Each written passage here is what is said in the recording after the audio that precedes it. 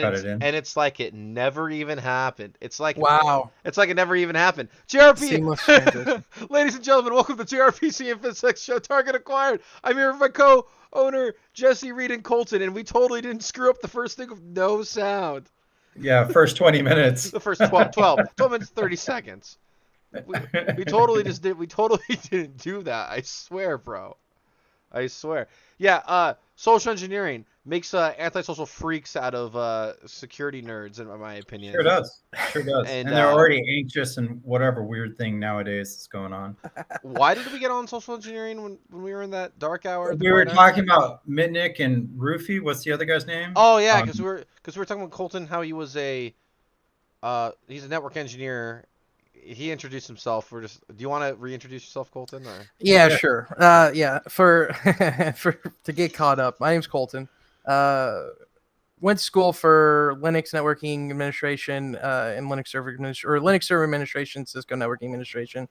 Ended up getting certified RHCSA, CCNA, and then went to work for local ISP. And their equipment was Octel Lucent Nokia equipment, and ended up getting certified in their entry-level certificate. I believe it's an NRS1, Nokia routing specialist. So networking background, that's where it is. Know you two from the time spent at the range. Always been interested in security, kind of just getting back into it. So that's a little bit about me. Awesome. And you were a network engineer, and it's how a lot of people got into hacking, including Mitnick or Grifter, but we couldn't figure out which one was which, and then social engineering got brought up because one of them was the social engineer. Yes. Well, at least that's my understanding. And I hate the term social engineering, and I hate what social engineering does with like nerdy people, and it makes everyone either A, on guard, like, oh, this guy's asking me my name and what I like to do. He's trying to get at me. Right. And the real good social engineers. Have you ever done any other like Proofpoint TPS or any of those presentations that they do for companies? There's some amazing advertisements out there. There's some amazing bonus deals that happen around Christmas time. There's some amazing Halloween specials. Those things that's good social engineering. Like the only one I can think of that got me was my mother's email sent me a photo sharing thing, and I'm like, come on, Mom, really? What's going on? I better check this out. And there it was. So it's just like, oh, stop where you're at. Or her email's breached or something? No, it was just spam forwarding through her with her email address. I just, long day, wasn't paying attention. Yeah, I got you. A nice, well-designed blog about photos and a good description. I'm like, okay, I'll check this out. And yeah, that's not what I'm really saying, though. I'm talking about like the social engineering in terms of physical, or on the phone, or like ordering pizzas, like, and getting free pizzas out of it. It just makes people like either A, just wary of everyone they talk to, which is like not terrible, but it's also silly, annoying at conferences. Annoying at conferences, and also when they try to do social engineering techniques on you, like, I know that you drive a Mercedes-Benz E320. Right? Or I ordered the NSA to... Wait, no, it was SEAL Team whatever to deliver. Oh, yeah. I was there when Stuxnet was dropped. That's on social engineering, just being a liar. Yeah. Well, that's poor social engineering, right? Poor social engineering. Yeah, it is a point. It just makes people lie. Colton, have you ever encountered people doing social engineering? Are you the one who does social engineering on people? No, definitely not. It may come off as such, just because similar to what we were talking about before, in Jesse looking up people's backgrounds, things like that. I'm very much of the mindset of get to know who you are within your environment. So if I work with you, 10 hours a day, 4 days a week, 5 days a week, that's whatever legit. it is. That's just research. That's good research. Getting to know the person themselves is great. A lot of people don't like that, sort of communication, just because they're more of a, hey, show up, get paid kind of type, which never really made too much sense to me, but been accused of it a couple times. Definitely not intentional. There's nothing I was going to do with the information. But everyone has done this thing, and I don't know if this is still like politically correct. Back in my day, when we were on like Tinder and like Hinge or whatever, or maybe Hinge is a newer one, if you match with a girl, you definitely checked out her Instagram or like Well, what do you think Yeah. chicks do? Facebook. Oh, absolutely. course.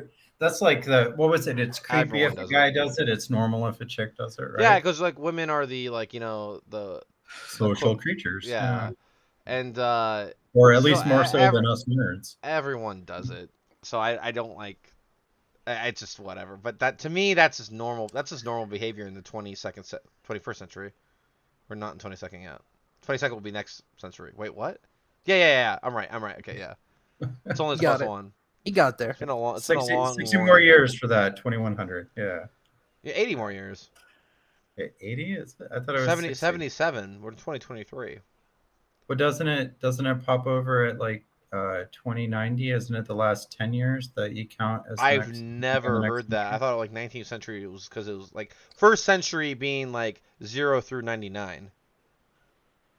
I could be wrong. I don't I'm know. I never feeling heard that good. before. That's how I always It might remember be it. 1 year, and I'm just Yeah. trying to add a decade No, onto because it of the so turn of that the you might millennia, be able to Jesse. reach it. Jesse, it's because of the Yeah, turn of we the just had millennia. it. Yeah, we just had it. No. 99 to 2000. Yeah. Just had it. What? Dude, 20 years ago is like to me, it's like yesterday.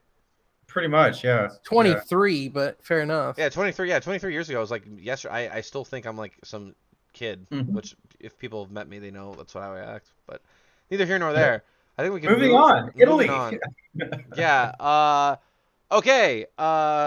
Yeah. So who wants to take this Italy hack that literally caused internet disruptions in connected Okay, so spaces? I haven't found anything. I found a decent article by Checkpoint, and it incorporates both France, who we know was hit by ESXi, and Italy, who I think it's still an assumed thing.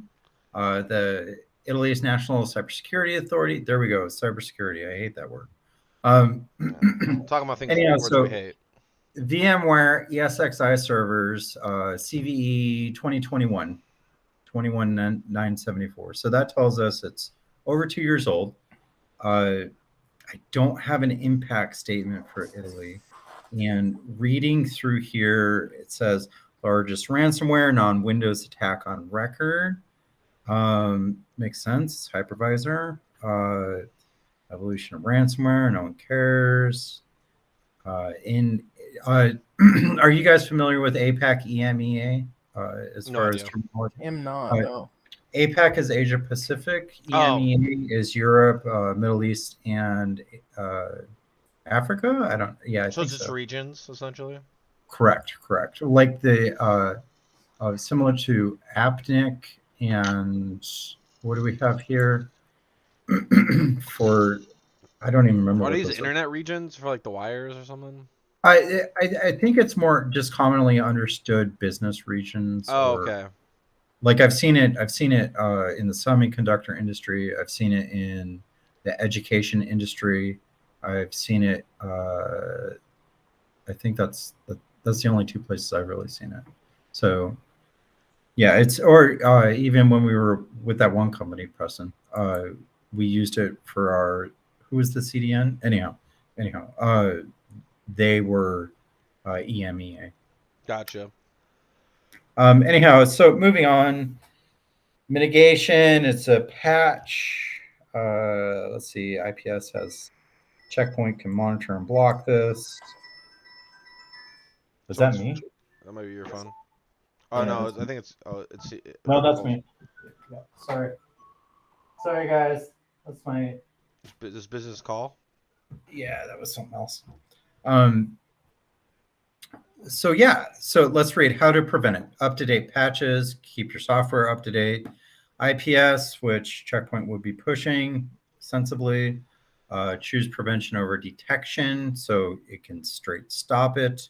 Robust. I think this is just ransomware in general, isn't it? Well, yeah. So what is? Robust data backup. Go ahead. Let's break it down. So I guess we're going to assume before anything else comes out about Italy, but Europe for the past like month and a half has been getting hit with a lot of ransomware attacks in Their boats. in regards the boats. was that a European company? The Yep. boats. Norwegian. Yeah. Yes. So if ESXi, which is a type 2 hypervisor or type 1, forget the. I never got my Yes. Security Plus. So. One of those. I believe it's So the difference being, is it on a hardware interface or is there an operating system that you interface with? Yeah, So I one of the think it's two. type 1, right? It's hypervisor type 1, and it has a history of lots and lots and lots of vulnerabilities. Like, and it's almost every quarter you're gonna get something with ESXi. It seems, and just in my experience. Not saying it's not a good product. I'm not saying you shouldn't use it. I'm just saying like it's the reality of the situation because it's so popular. APTs like to look at it, and security researchers like to look at it quite a bit. And this is like, people say, well, patch your shit. Well, we have it seems like not just France, but entire countries that are not patching it across multiple companies. So there must have been some reason why these guys weren't actually patching it. Colton, you came from a huge corporation that does communications. Why wouldn't we patch our stuff? I don't know why you wouldn't. See, this is what's interesting to me, right? From the, I guess, the level of access that I had, you're kind of kept in the dark when it came to like core devices, core routers, things like that getting updated. Like that was left to the like actual like guys with like the guys who are designing and implementing new network equipment, right? The ones that are like actually going to the conferences for the Ciscos of the world, for Nokias of the world, and actually, getting hands-on with their new beefed up routers. So in my experience with it, we were running monthly updates, monthly patches for new configuration. Did that ever break anything? Did that break anything? It breaks shit all the time, man. That's why you don't patch, right? Yeah, but it makes sense to a point. But the way that they would do it is they had a full infrastructure behind the scenes that you could run, develop, and work with these patches through. Because the other thing too is when you get large enough, especially for brands like Cisco and whatnot, you're getting specially provisioned software. Your operating system that they're sending out to Joe Schmo, right? That Cisco iOS is tailor-made for your company. You're spending so much money with them. They are tailor-making it for you. Like there's certain things that you want enabled by default that are, or extra provisions to go into it to have more control. Like, so what you are describing right now is proprietary software, right? Yeah, a lot of it broke down into it. That's the reason I've seen patches not happen. But those environments, as you were just describing, right, a production environment or a development environment, that's why you have that segmentation, right? So a little bit different in the situation that I experienced. It was a manufacturing plant and these legacy proprietary machines. We couldn't find anyone to update that OS for under a couple $100,000, which really, yeah, well, they're tooling machines, right? Running XP or whatever. And that's just name of the game. So when you're talking about a large communications company and they have these, the proprietary like firewall and load balancing and everything, really, yes, like patching can wreck it. So we have some answers, but specifically of like ESXi, which I've never used in my entire career. But I've used VMware. That's about it. Yeah, for VMware Player. I've used that. I went back to VirtualBox because I hated it. Yeah, I bought two licenses for my two VMware Workstation. That's my only. Well, no, I used ESXi at a large online educational place. Oh yeah, but the reason why you probably wouldn't patch that is because it probably broke a ton of stuff. Like, for example, when Windows 11 came out, VirtualBox did not work with it. So if you relied on I didn't run into that. Yeah, when VirtualBox, so that's why you wouldn't upgrade to Windows 11, even though it has more security features and. So that's a great point, and it brings up just a question to me in the ignorant security side of it, right? From at least our perspective, like the network side, you're just gonna update it, right? But you're not seeing it from, I guess, the compatibility aspect of the business side. You can't be brand new all of the time. You have to like kind of keep it to that. What from your guys' perspective, when you see it like that, like how are you like? Are you keeping mission critical? Like, is that how you communicate with these people? Is like here's the general rule, right? Like, typically I'm not, as a security professional, I'm not going to be the owner of those devices. So I'm going to go to the stakeholders or the managers of that department or division, whatever, and I'm going to say, hey, here's our patching cadence, right? And our patching cadence needs to include specific timeframes. Like if something comes out critical, we want it within 7 days. We want it patched, maybe sooner. Here's our severes. Our severes are, we discussed before, like CVSS scores and stuff, the damage they can do, availability, etc. A high would go down to like 14 days, for example, and that, or sorry, severe would go down to 14 days, and a high would go into, like a month or something like that, and then it just gets longer and longer. And so, this patching cadence, you're supposed to mark like it's a distributed document that you're all working on and understand, and you can do the inventory controls with the vulnerability scanner, right? If you're looking for these particular patches that are critical, severe, high, medium, low, whatever, and just keep them in date and keep track of those and bring them up in your stakeholder meetings, right? Like that's it's great communication. It's a great strategy. Many people make a living doing this, but obviously there's holes in that game, right? This is 2 years old. Yeah. Right? Why didn't they segment it? Yeah. See, that's the, and sorry I've talked so much, but that's the thing that kind of, it goes to the forefront of my mind, right? Is that seemingly your ability to protect what makes you money is the most important thing. And if that is your assets and getting them patched properly, patching out vulnerabilities like this, you would think that that's like, front and foremost in everything. That's the most effective way for sure. But if I break my money maker, so like if I update, say I for some reason decide to run my infrastructure off of VirtualBox, right? Yeah. For the entire on-site company, I don't use AWS or whatever. And because I use VirtualBox, VBox Manage for automations, whatever it might be. And say Windows 10 is super vulnerable to a lot of stuff that can't be patched out because we just went to Windows 11, which will eventually, end of life, will be a thing, right? They won't be updating Windows 10 anymore. They'll just be updating Windows 11. I actually think that just got announced too. Yeah. And a life for 10? Yeah, end of life for 10. And this is all hypothetical, but if I were to then go ahead and upgrade to Windows 11 and it breaks my stuff and I can't run my stuff with the new software, then I have to do considerations, right? So what's the next? It's the idea of the defense in depth. It's okay. We can't patch. Patch management is an entire sector of this thing that we never talk about because we just patch. Every security professional is like, patch your shit. Patch your shit. It's got to patch. It's got to patch, bro. And it's like, okay, well, now the company can't make money, asshole. So like, yeah. I've literally seen a patch break the money maker of a company before. Yeah. So we've lived it in the SOC. Yeah. Where the companies have gone like they.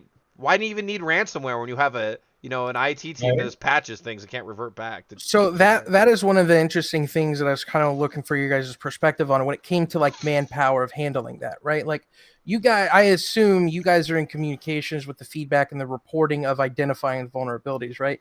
Were you just hearing from the owner groups that we don't have enough people, my guy that's actually smart enough to get this done, or that I can, set aside to trust enough to work in a deployment environment? Like, is that a big problem?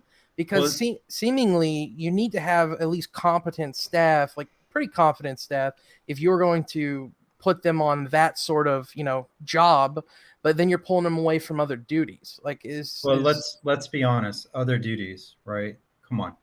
That is just another part of their job, if their system. Fair. Right? If you're big enough, there is nothing wrong with having a dedicated patch. I've been in 2 Fortune 500 companies, and I've never seen a dedicated patch management team. Really? Yeah. Well, I would have the guy who's in charge of the patch management who keeps up to date. Well, the guy who is in charge of patch management was myself for reporting, somebody else for implementing, and somebody else for assessing that, right? So that's 3 bodies. But that was none of our full-time jobs, right? Yeah. And to answer some of your question, Colton, there's mitigation strategies that Preston was talking about, right? Segmentation, firewalls. We'll patch the firewall, keep that up to date. Monitoring, detection. Yeah, monitoring and detection, and assume breach, right? So you're constantly threat hunting. But yeah, that's just it's welcome to life. I'm out of words. And this is also where your threat intel team and your attack surface management comes in the matter, right? Because you also have to think about, okay, are people really going to be exploiting this? Because remember when Spectre and Meltdown came out, and everyone's like, this breaks the internet. This is like 2017, 2016. And this breaks the internet. You can just read memory from the CPU. And I was on that hype train of like, what do we do as security? And, you know, well, security is so FUD. Like, there's so much FUD in our industry. I'm a believer in FUD to a certain degree, but yeah, there's like ridiculous FUD. Well, you have to be inherently by nature, right? It's security. Well, also, I want people to take security seriously. So, like, I want to say, like, you're going to go out of business if you get hacked. Right. So that's my FUD. Here's your real risk assessment. Are you compliant with that? You know? Yeah, you know, like, right? So, like, are you open to civil lawsuits because you let people's social security numbers out for, like, the third time? That brings up a fun one. I want to talk about this. And tell me to shut up or we can backburner this. But hackback programs, hackback in general. Time out. Let's finish patch management in this thing. Let's put a bow on it. Keep that in mind. We'll finish in 30 seconds. Okay, I'll put a bow on this. The hack in Italy was probably because of this, most likely because of the correlation, because of this thing. In order to, they didn't patch for 2 years, and this is multiple corporations. It's probably because multiple people had the same issues with the patches that were coming out by VMware. I can't imagine that everyone was that criminally complacent for it to happen. So this does bring up another question, right, that I have, and I never really dabbled in this world. I'm not sure if you guys did, but that communication that actually happens from your vendors to you on getting those things done, like, is that just not happening? No, like, settle down. The vendors are not the ones who are going to be. Well, so like Microsoft would publish something and they'll send an email, right? Yeah, like, but it's up to you to read it. Right. Checkpoint will send something. It'll be an email. That's that's their due diligence. So there's not like support contracts with VMware themselves that these people probably had in place if they to roll these out. So that's not somewhere I've ever seen people use their support hours. So if you have a contract with Checkpoint, for example, it can include X amount of consulting hours, right? X amount of professional on hand hours. I'm not certain I've never seen them used for that. I have seen those consultant hours used for when a patch takes something down, right? Yeah. Like, hey, check your stuff. What's going on? And then you're like, oh yeah, it's Tuesday. Duh, patch Tuesday. You know, we just figured it out now. How do we roll it back? But I've seen them used in that regard. Is that answering what you're asking? Yeah, I mean, I guess it kind of does. It sounds like just because you have to pay a lot of money for all of those things, and obviously money out of pocket to support is less money in pocket to benefit from. Is it? It could be. I don't know. Well, I mean, I'm trying to find a way to explain 2 years of ignorance and negligence. You know what I mean? Like, you usually pay for those support hours like annually, and they don't. So people are not usually afraid to use support hours. Yeah. In fact, people find ways to use them in really interesting and creative ways. Yes, Josh. Yeah. Yeah, but the anyways, the thing here is you know, we'll see. We don't have any reports, but this is a big deal. And this is just when ransomware was like on the downtrend because people weren't paying ransomware payments anymore. We had what was that trend that you spoke about last week? The tendency is not to pay the ransoms. Not to pay the ransom. Okay, good luck not paying this ransom because you have to reimage all these things now. And that's like the same amount of time. It would probably be quicker it would probably just be quicker to pay the ransom and cheaper too. Because you have to factor in man hours. And so that's the thing. Hey, we're not going to tangent. Hackback programs. Put a bow on this. Wait. We will revisit this Italy thing when we get more information. Yeah, when we get more information. There was another subject that you wanted to talk about before I brought up hackbacks. You talked about it yesterday. and I had it a second ago. Let me see if I wrote it down. Nope. You brought up what was the subject you wanted to What cover? was it? APT? Was it Yes, Lazarus Group? yes, APT North Korea. Yeah, APT. I love Lazarus Group. I think Lazarus Group is so cool. They're my Let's favorite. talk about it. Let's talk about it. Let's do Hackback Go. first. We'll just finish with Lazarus Group. I don't. Hackback's great. I have no idea what you're talking about with that. That's why I'm Wait, interested. so remember 2017 or so, we were all like, "Oh, they just passed a law where we can hack back," and then Oh, and the John FBI Strand just did it with the. I think so, and John Strand did a great presentation on the pros and the cons, and it made it into a bill that got up to Congress, the ACDC, I think it was, like American Cyber Disability Cancer. I don't know what it is. Let me see. What do you mean? Hack back in terms of like federal? Active Cyber Defense Certainty Act. That was the bill that was pushed. And so like the Marine Hackback. Corps So, Cyber Command and like. no, this is not NSA. nation state. This is not nation state. This is individual. JRPC gets hacked.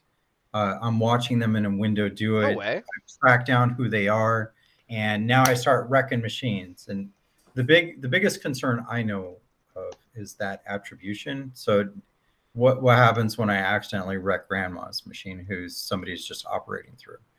That's the only counter argument of any merit that I've really heard. Yeah, it says right here, this establish attribution, identify the attacker, disrupt or stop the cyber attack without damaging other computers along the way, retrieve the victim's stolen files, or destroy the files on the attacking system. Yeah, good luck with this, dude. Like if. No, go ahead. I mean, like, good luck finding like the specific server that's doing the thing. I mean, yeah, you probably can. I mean, like, I don't know. It's because like, what if it's like an AWS thing or like a digital? Well, DigitalOcean's probably DigitalOcean doesn't really give a shit. That's why all the scanners and stuff. And who's that one in Arizona, Colton? The green guys. What's that web hosting company? GoDaddy. Oh, GoDaddy. GoDaddy. Yeah. There's another one. I'm not entirely sure if they care or not. I know AWS very much cares. In fact, when I put a honeypot up for Log4Shell, they were like, "Hey, don't have this up on our infrastructure." And that's probably because they know they have like, everyone thinks like the EC2 instances and stuff are inherently like not hackable on these cloud services. And well, it's always been a configuration thing, right? Like the configuration is your responsibility. Not even just configuration. It's like escaping the EC2 to get to whatever server rack in some Amazon data center. Like that's a thing. That's something your brother would be really good at. Yeah, so like that's a thing, right? So that's why they don't want that stuff. They don't want anyone's foothold on there. There was a really good live overflow about a Google Cloud practitioner or Google Cloud bounty and he went over how he was able to escape it and go through and. Oh, was it on BugCrowd or something? It was on Live Overflow, but it was some bug bounty thing. He's a stud. Yeah, but hack back. I mean, dude, I don't know. Like, you gotta attribute, and then like. Well, so isn't attribution if you're semi-sophisticated? I'm not very sophisticated. I could pull off attacking someone and hiding my attribution, attribute whatever. Yeah, attribution. Yeah, you said it right. Okay. Yeah, right. Like, isn't that the same thing that's going to protect you if you hack back, right? What do you mean? Are you saying like you can make it hard for someone to actually get real attribution? Especially someone who's not the NSA or the FBI. Right. That's the concern. Are you attacking the right person? Right. Yeah, you're gonna get friendly fire involved here. Right. Well, friendly fire isn't. I remember a specific day in history. Oh, this is gonna be fun to talk about. No. I won't say specific names. I'll keep this redacted on names and locations. But Colton, you actually might have been here for this. I don't know. But someone was opening a certain thing. Oh, I know somewhere. Where you're going. Yeah. Someone was opening a certain thing somewhere. And it was a big event at this college, right? Okay, you know what I'm talking about? I know exactly what you're talking about, yeah. And our call ends in 10 minutes. Apparently. We talk too much. Hold on, I have to... Oh my gosh, I have to like restart the thing. Wow, thanks Google. I thought it was just like Google Meets back in the day. Whatever. Anyways, we'll come across it. We'll come across it when we do. Anyway, we'll figure it. We'll And figure it yeah, out. so somebody left a server up and open on the wrong ports on a particular switch that was wide open on I2. Yeah. Is that what? Yeah, but also like here's the thing. If anyone knows anything about how like universities IP addresses are, they have like an IP space, right? And probably most probably that oh no, we had an internet drop. We had a specific internet drop. So that's why I think didn't we have a specific internet drop at that location? I mean, multiple times, but not that day But that I like remember. an actual static IP? Yeah. But that day I think we had a static IP. Oh, you mean in general? Yes, we had specific IP address Yeah, range. so there is so if anyone knows anything about internet traffic, especially firewalls, you're going to see a lot of scanning activity. Does not mean you're under active Normal attack. traffic, normal internet Yeah, and traffic. people are just literally. This is like Google. Shodan. This is Shodan. Shodan.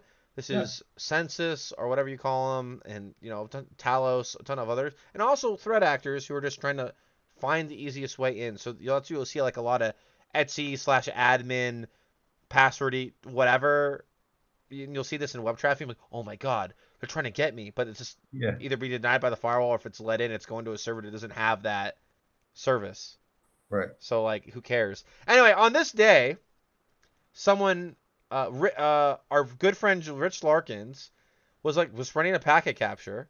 The network king. The network king, yeah, coming down from the server. Anyway, so he's like, oh look, I see Chinese IP addresses, and a certain individual is like, Chinese IP addresses. Let's hack back. Which they're specifically targeting me.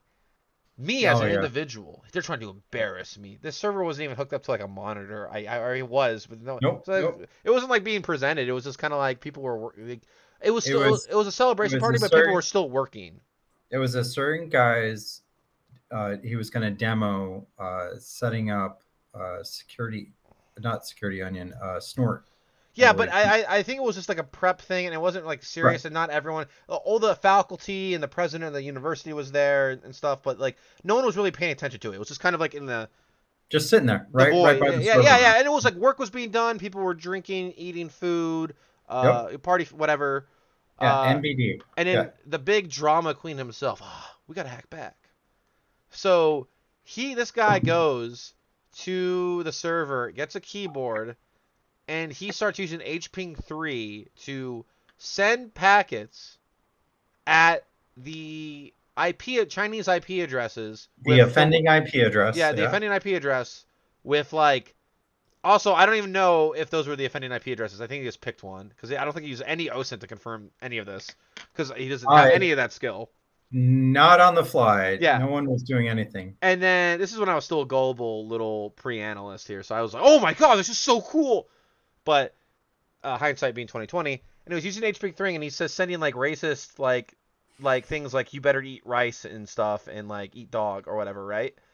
And to like this. And if anyone understands how internet communication works, unless you're running a packet capture, you're not going to see that information. Maybe an HTTP request, but a normal TCP request, you're just going to see the header information and not care about the payload. Unless Yep. you're actively running packet capture, no one's going to see that. And that's not called hacking. That's just called being dumb. This is called being Concur. dumb. Nice tangent, man. That's Symbolic good. message. Right? But you see what I mean by hack back? But this all ties back to the hack back programs.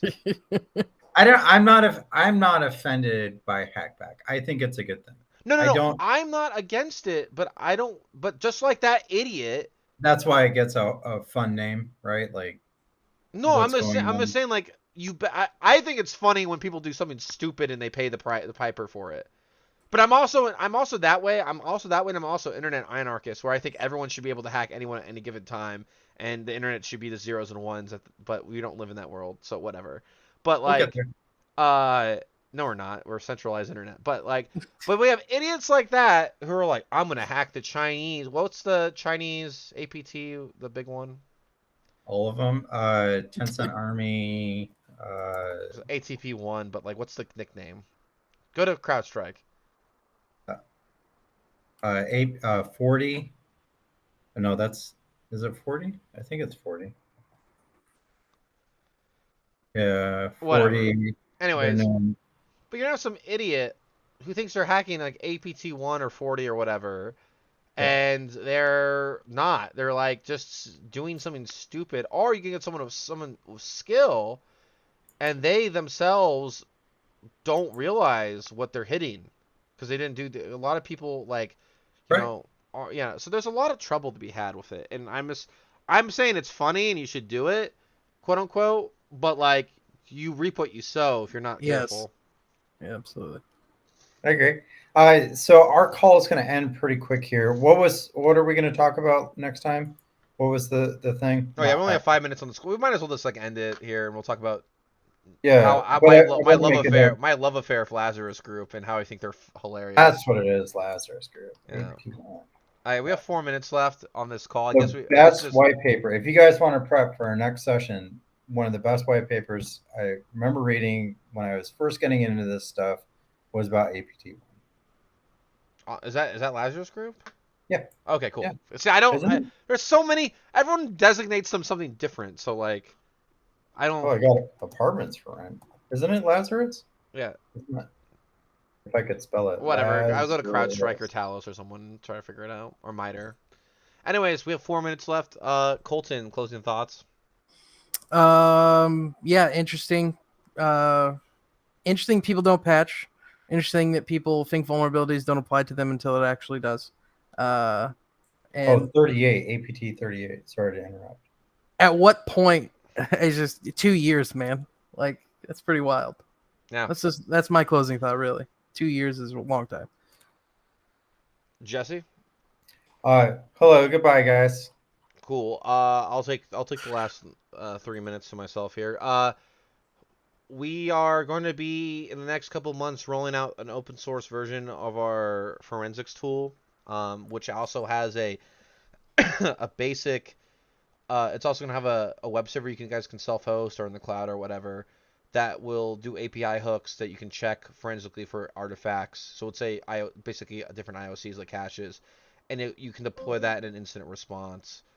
Get the feedback from open source, all the open and free open source intelligence websites, and get a quick, hey, is this bad?